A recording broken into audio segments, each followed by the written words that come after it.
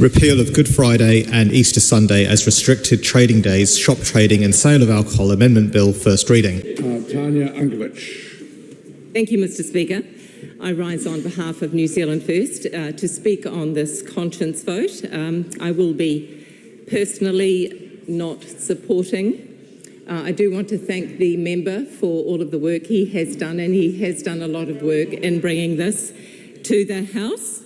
However, I would like to make some comment on why I personally will not be supporting this bill, but I would like to actually read a quote, if I may, Mr. Speaker.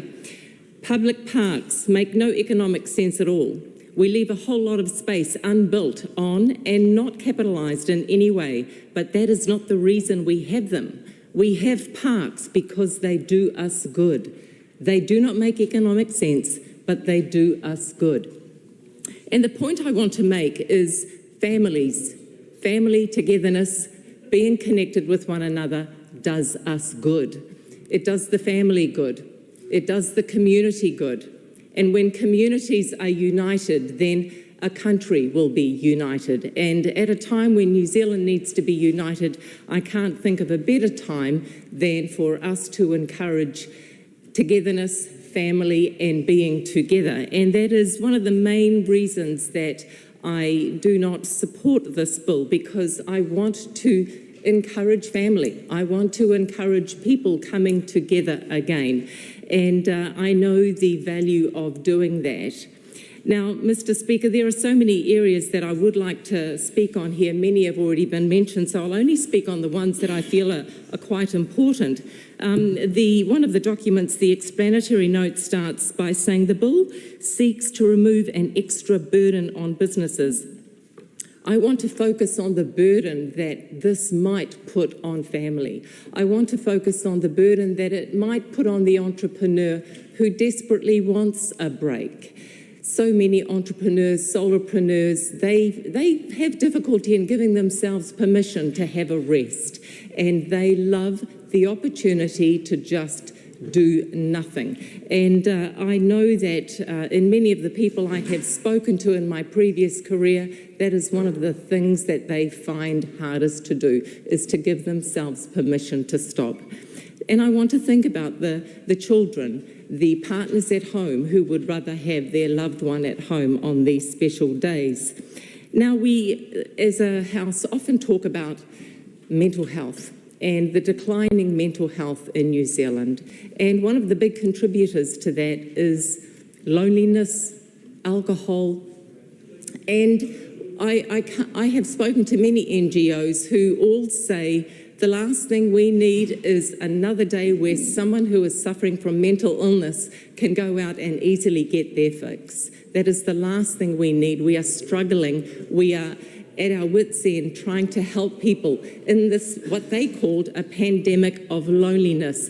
And these holidays, Christmas, Easter, Good Friday, those long periods of time, when one is struggling with their mental health, that is even harder during their times, because it is a reminder that they are alone. It is a reminder that they aren't part of a family unit anymore.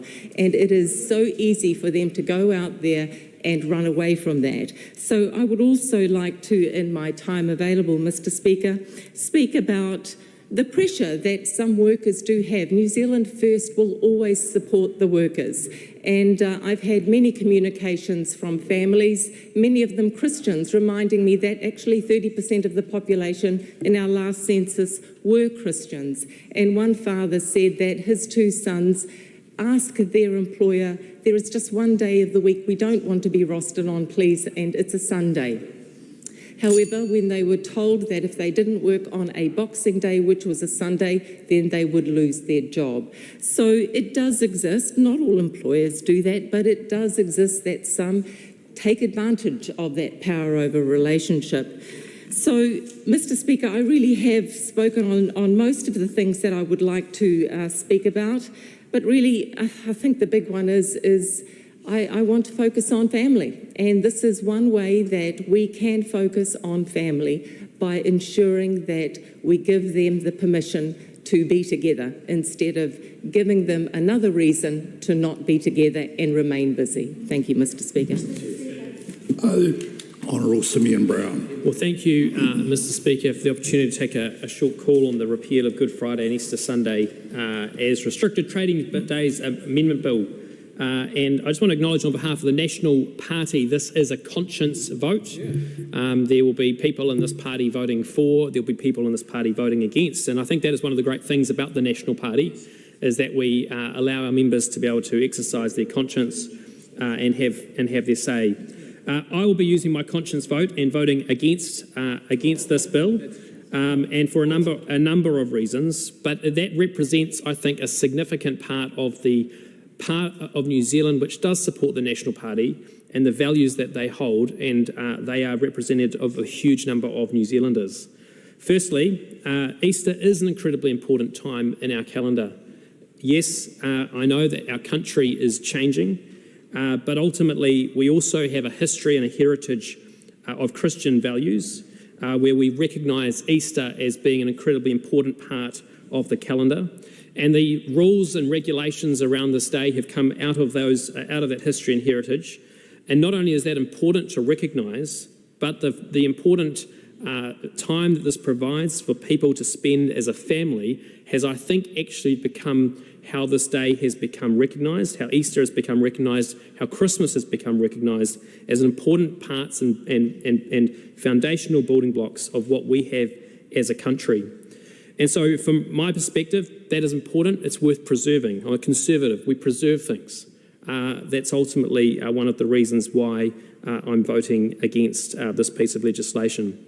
Now, I've heard the arguments in favour around supporting choice and supporting businesses to be able to make choices, and I appreciate, and individuals being able to make choices, and I appreciate those arguments.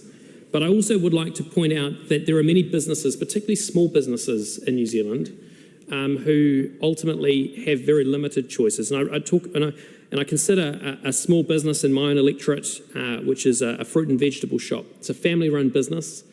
They open every single day that the supermarket is open, because they ultimately don't have a choice but to compete when they're in a small business, tight margins, and it's the family running the show.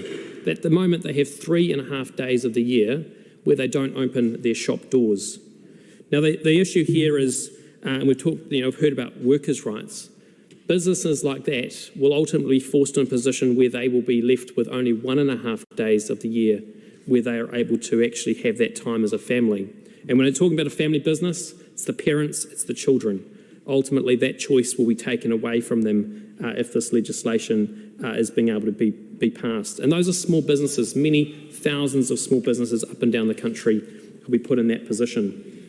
The second issue, or the point I'd like to make, is that councils do have discretion when it comes to the law already. Different communities, which have for long times called for the ability to have flexibility, have that flexibility. The 2016 law changes have given councils the opportunity to be able to make different decisions in their communities around how they need to respond. And we've seen those areas in the country where there is high tourism respond in a way which supports them to be able to meet that need in their community. And that allows local communities, through their council, to be able to make those decisions which best reflect the needs of their local community. The final point I want to make is just around the point of consistency, and this point was touched on by my colleague Tim Costley a little bit earlier in the debate. But I put it to those who are supporting this bill. If you truly are going to support this bill, why is this not also the repeal of Good Friday, Easter Sunday, Christmas Day and Anzac Day restriction on trade bill? Because if you're going to be consistent and say we're going to actually repeal the sales on those days, you should be prepared to turn up to your electorate or to your community and say you're also prepared to take Christmas Day and Anzac Day away as well. Because all of the same arguments, which we've heard from the speaker who spoke in front, all of those same arguments can be applied to those other 2 days too. And he hasn't been prepared to come here and actually put a consistent argument to this House, which is what he should have done if that's actually what he believes. If that's what he actually believes, that's what he should have brought to this House. And so, Mr Speaker, I say to those members who are considering voting in support of it, that is the consistent position. It's not a position I support, but that is a position that they should be considering.